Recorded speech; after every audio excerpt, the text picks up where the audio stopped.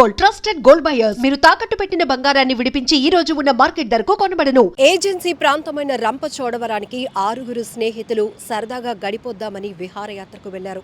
అంతలోనే ఇద్దరి నిర్లక్ష్యం కావచ్చు, ఇద్దరి సరదా కావచ్చు విషాదంగా మారిపోయింది. ఈ రంపచోడవరంలో ఉన్నటువంటి కొత్తపాకల వాగులో స్నానానికి దిగినటువంటి స్నేహితుల్లో ఇద్దరు దుర్గాప్రసాద్, మణికంఠ మృత్యువాత పడటం చాలా బాధాకరమైన ఘటన.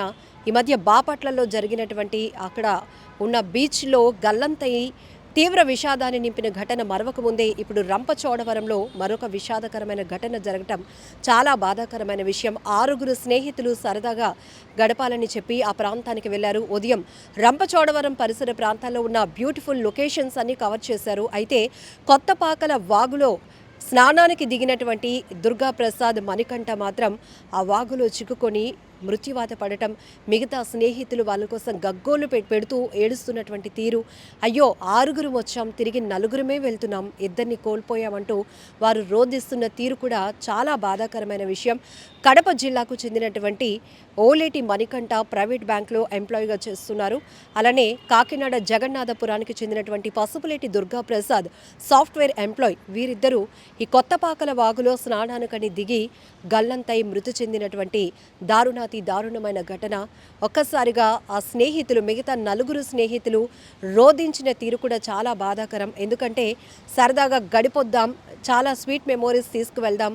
చాలా వరకు మనం చూస్తాం గ్రూపుల వైజ్గా ఫ్యామిలీ పరంగా వెళ్తున్న ఫ్రెండ్స్తో వెళ్తున్నప్పుడు ఎక్కువ మెమోరీస్ వాళ్ళు తీసుకుంటారు. ఎందుకంటే ఫ్యామిలీతోనైనా వెళ్ళినప్పుడు కొన్ని రెస్ట్రిక్షన్స్ ఉంటాయి, కానీ ఫ్రెండ్స్తో వెళ్ళినప్పుడు ఒరిజినాలిటీ ఉంటుంది. ఎందుకంటే ఫ్రెండ్స్తో ఉన్నప్పుడు మనం ఏంటో అలానే ఉండడానికి ట్రై చేస్తాం, చాలా ఓపెన్గా ఉంటాం. కాబట్టి అట్లాంటి దూర ప్రాంతాల్లో ఉన్న అందమైన ప్రాంతాలకు వెళ్ళి అక్కడ గడిపి రావటం అనేది ప్రతి ఒక్కరూ ఇప్పుడు స్ట్రెస్ఫుల్ లైఫ్ లీడ్ చేస్తున్న క్రమంలోనే ఇలాంటి విహారయాత్రలకు వెళ్తున్న వాళ్ళని ఎక్కువగా చూస్తున్నాం. అయితే వీళ్ళు కూడా 6 స్నేహితులు అలా సరదాగా గడిపొద్దామనే రంపచోడవరం వచ్చారు ఏజెన్సీ ప్రాంతానికి. కానీ అక్కడ స్నానానికి దిగాలి అనే ఓ ఇద్దరి సరదా వాళ్ళ ప్రాణాలను తీసేసింది. చాలా బాధాకరమైన ఘటన. ఈ మధ్య తరచుగా చూస్తుంటే బీచ్ ప్రమాదాలు, నీటి ప్రమాదాలు ఎక్కువగా జరుగుతూ ఉన్నాయి. సరదాగా చూడటం తప్పు కాదు, సరదాగా ఎంజాయ్ చేయడానికి వెళ్ళటం కూడా తప్పు కాదు. కానీ ప్రమాదం అని తెలియక కొన్ని చోట్ల చిక్కుకుపోయి వాళ్ళ ప్రాణాలు పోగొట్టుకోవటమే ఇక్కడ చాలా బాధాకరమైన దురదృష్టకరమైన సంఘటన. వీళ్ళు కూడా ఆ ఏరియాలో ఉన్నటువంటి లొకేషన్స్ అన్నీ కవర్ చేశారు. చాలా అద్భుతంగా వాళ్ళ డే అంతా గడిచింది. కాకపోతే అక్కడ వాటర్ చూసేటప్పటికి వీళ్ళు అట్రాక్ట్ అయ్యారు. వాగే కదా, పెద్ద లోతేమి ఉండదు, మనకేం కాదులే, అది కూడా మనం పెద్దవాళ్ళం కదా, ఏం కాదులే, ఏదైనా జరిగినా మనల్ని మనం ప్రొటెక్ట్ చేసుకోగలం అనేటటువంటి కాన్ఫిడెన్స్తో వాళ్ళ వాగులోనికి దిగారు. కానీ గతంలో కూడా ఈ కొత్తపాకల వాగులో చాలా ప్రమాదాలు జరిగాయి. మునిగిపోవటం, కొట్టుకుపోవటం, గల్లంతైపోయి ఇప్పటికీ ఆచూకీ లేని పరిస్థితులు చాలా ఉంటాయి అక్కడ.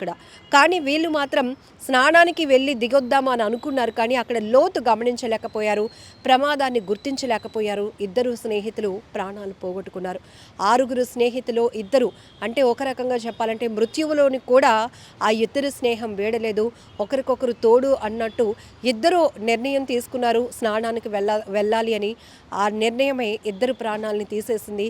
చాలా బాధాకరమైన దురదృష్టకరమైన ఘటన. ఈ మధ్య బీచ్ ప్రమాదాలను ఎక్కువగా చూస్తున్నాం.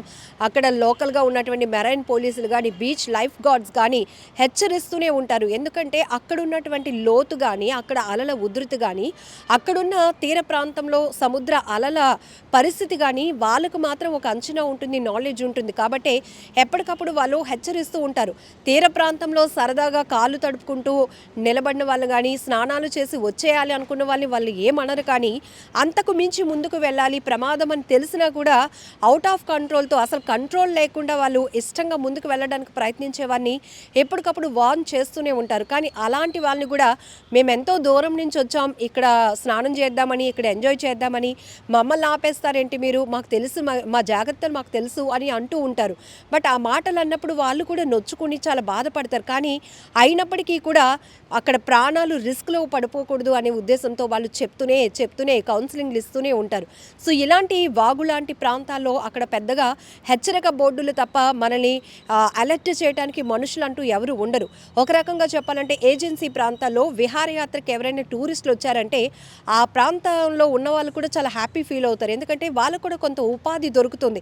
వాళ్ళ ప్రాంతానికి కూడా ఇతర ప్రాంతాల వాళ్ళు రావటం వల్ల ఇంకాస్త డెవలప్మెంట్ కానీ ఇంకాస్త ప్రయారిటీ పెరుగుతోంది. టూరిజం పరంగా మా ఏరియా కూడా చాలా డెవలప్ అవుతుందని ఒక ఆలోచన.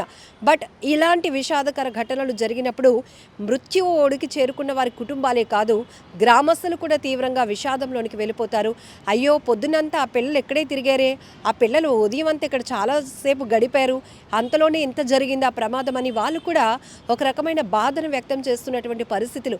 ఏది ఏమైనప్పటికీ కూడా ఇటు మణికంఠ కావచ్చు, దుర్గాప్రసాద్ చనిపోవడం వల్ల 2 కుటుంబాలు తీవ్ర విషాదంలోనికి వెళ్ళిపోయాయి. విహారయాత్రకు వచ్చిన మిగతా 4 స్నేహితులు కూడా స్నేహితులను కోల్పోవడం వల్ల తీవ్రంగా కన్నీటి పర్యంతమయ్యారు. చాలా దురదృష్టకరమైన ఘటన రంపచోడవరంలో జరిగింది.